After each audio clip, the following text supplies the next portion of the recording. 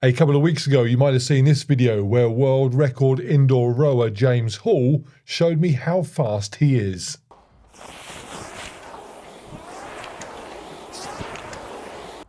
Okay, teach me that. Okay, right. I want to learn that. So after some lessons on how I could row faster, we moved on to a new bit of kit. And this turned out to be really interesting because it's something that I always thought I should be much faster on and could never figure out why I wasn't. Okay, ski erg. Yeah. You hold the world record on ski erg as well. Yeah, 1K, 2K. I was the first person to go sub-6 on a 2K. Okay, here's what's fascinating for me. I can row 500 meters under 130 without a huge drama. But I can't for the life of me go that fast on the ski. And yet your world record for a K on here, Yeah. it's not too dissimilar to... It's actually a 120.3, I think, or something like that. Yeah, it's virtually identical. Yeah. Yeah. So you're about as quick on each. Yes, and across 1K and 2K. So just to clarify those record times of James's, he rows 1,000 metres on the ski erg in 2 minutes 40. That is a 1 minute 2500 split. His 1,000 metre record on the rower is a 2 minute 39, so almost identical. Oh yes, and he's also gone under 6 minutes on the ski erg for 2,000 metres, which is absolutely bonkers. So with the ski erg, that is the potential you've got for length. Right. So you could catch the flywheel from here and all the way down here. Okay? And that's what I've always concentrated on, thinking I've got nothing going for me apart from being too tall. So Yeah. therefore catch it Yeah. here and then hit the floor almost. So yeah, you would think that. But I'm slow. But first thing you've got to consider is you have to hit it where you're strong in the lat, because what we're trying to do is we're trying to get the cord, the flywheel, through the cord into the handles, through you, into your lat, into your hips. Just to briefly explain some of the terms James is using here, when he talks about the catch, he is referring to the point where he starts to apply downward force to the handles. When he talks about his lats, he's talking about the large muscles on the side of the back. And when he talks about braking, he means bending at the hip joint. Okay, so for that to happen, you have to catch it really strongly in your lats. So that takes away this. So my ability to stand here and catch it here, I'm not strong in the lat here. No. So that takes away all of this. So I'm strong here. Right. That's where I can engage my lats the best. Right. Okay, so that's already taken away that much. Okay. Add to that, I now want to be catching it when I'm broken. So I'm now going to be catching it. It's more like here, sorry. Right, yeah. So that's taken away. I'm going to catch it when I'm broken. So that's taken this much off. Right. Where you would think you would want to be catching as high as you can. Yeah. So I've already taken that much off. Now there's a couple of caveats as to why I don't want to go too low. One is I don't want any in my knees. Right. So I want to keep it all in my hips. So even if I just keep my arm at this fixed position here, and I only use my hips, I can only really get to there anyway, okay? But I don't want even to go that far because I want to get back up, so I only want to go to about here. So even without my arms, I'm going from here to here. So I've broken, I've hit it, I've caught it here, and then I drive it to here. Now the next thing is, because if I went to my knee, that's not powerful and it's going to burn my quads out. Yeah. The next thing as to why I don't want too much length is I don't want it in my elbow, because that's the weakest point as well. So I'm want... thinking, now it's the triceps. Yeah, it's not triceps Right. at all. So by the time I've got to here, the fan's going that fast that I don't feel it. I do come round with the tricep, with the elbow, but I don't feel it because the fan's going too fast. So if I'm feeling it in the fan down here, it means I haven't built enough speed in my hips. Right. So what I'm doing is I hit it, and by the time I'm coming up, these are weightless because they're going too fast for my elbows to catch the weight. You're hardly moving the things at all. Let's go side by side. Yeah. Let's do a 100-meter sprint, because my technique is like literally opposite of yours. In my head, you're doing this. Yeah. I think, what? But it's not arms. it's hips. So you Yeah, should. insane. The most common error is for people to catch it and keep it in their elbow. So I will see. I'm going to do exactly what I would normally do, which is here. It's down here. Because I'm thinking, use the force. So what are we doing? 100 meter sprint? Let's do a 100 meter sprint. So it's 100 metres head to head, but first James needs to load his machine up with weights to keep it on the floor. Oh, hang on. I moved my timer had started, sorry. Well, okay, that's 1-0 by default. Okay. 3, 2, 1, go.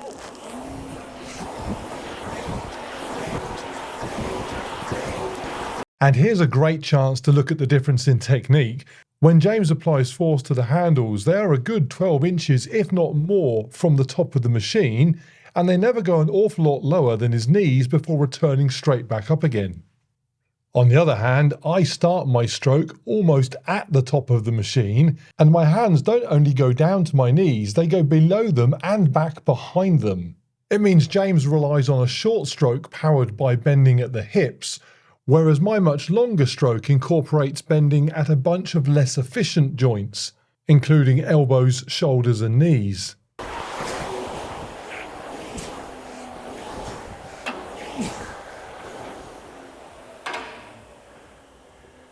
$15.1.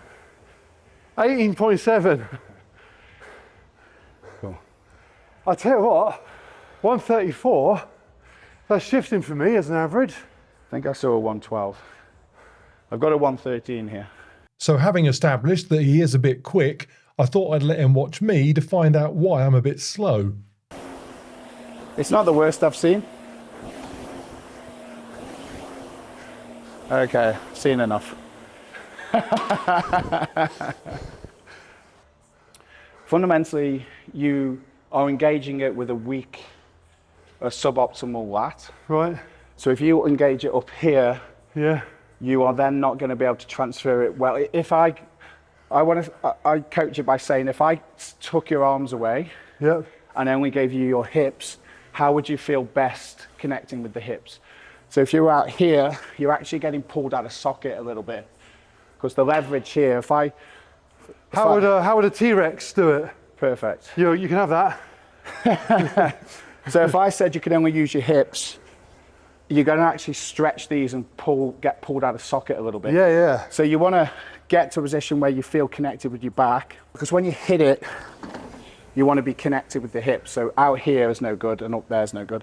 So you Right. hit it when you're broken. Because if you're up here, your hips are going to go on their own. Yes. Because your arms aren't strong enough to Your keep arms up. aren't strong enough, and Right. you're not truly connected with yourself anyway. Yep.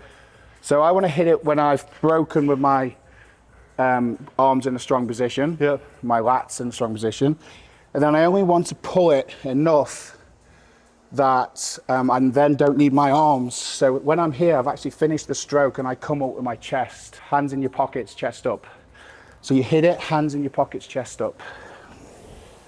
So really, I'm only, like, what actually happens is my lats are getting ever so slightly stretched as I'm coming down, and then I just kind of catapult my arms through. So it's not in my tricep or elbow at all. Yeah. So I cut it, hands in the pockets. Yeah, I'm doing it all wrong. Hands in the pockets. Yeah. So you just gotta, and again, it will take a few weeks to Yeah. drill that. But that makes so much more sense.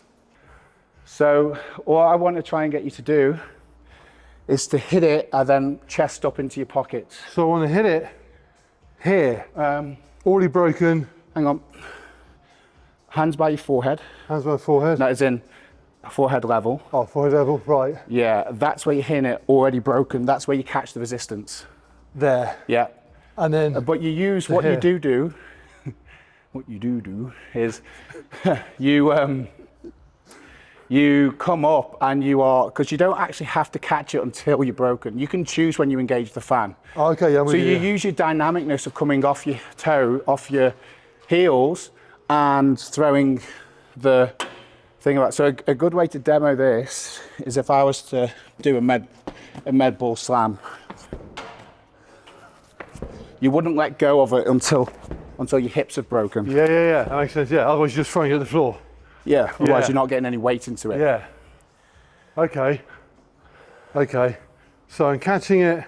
Well, in terms of foot position, I always stand here just because it's super comfy for me. That's fine. Cool. So Forget that was about- one of your faults when we started, was you were a bit too knee dominant. Yeah, which is interesting because high rocks, when I come off of this, Your quads are quads gone. are smoked. Yeah. Yeah. That's it, chest. And so your chest and your hips are highly linked. That's it. That's it. And then just try and be a bit more fluid. So once you get to here, just relax, chest up and hit it. Relax, chest up and hit it. And all you need to do then, so you're a bit like a locomotion train at the moment. Choo choo. Yeah. Get rid of that. Yeah, you don't need this little extra bit. Yeah, where's that coming from? I don't know, just here, relax, Relax. and then do a new one. Now relax, do a new one. That's better. You're getting rid of that stupid train thing you do. That's looking good. Now you would have to drill that for a few weeks for that to feel comfortable, that you were confident enough that you didn't revert back to using your quads. It's funny because I'm thinking I've lost all this But you're using your weight more and and I've lost all this. yeah, Well, there's nothing anyway. you lose less knees, which is going to save Yeah. these, and you're getting more weight into it. Interesting, what I've always thought with the weight thing, what you're showing me clearly is that it's just the weight of your upper body. Yeah, Slamming pretty- it here. Pretty much. In my head, I've always been thinking my entire body weight, Yeah. therefore sort of drop I've and got a it'll- good analogy on that. If I was to squat or deadlift, I would want my weight through my midfoot Yep, and the weight in my midfoot. yeah. On this, so that our center of mass is right underneath me. Yep. On this, we're actually moving our center of mass forward. So Yep. when I apply force against this machine, Yep. my center of mass has actually come forwards Yep, now. makes sense. So if I was to squat, my center of mass is still going here, not here. So that means you have to Yes. throw your weight Yeah, forwards. that's interesting. My weight wants to go towards the machine Yes, so that's that way. as opposed to this kind of jumping Yeah, backwards. you don't want to go down. Yeah. You want to leverage it that way. That's it. That's looking better. Weight forwards, weight forwards, weight forwards. So forget your knees. Let's focus on your hips. That's better. That's better. Good.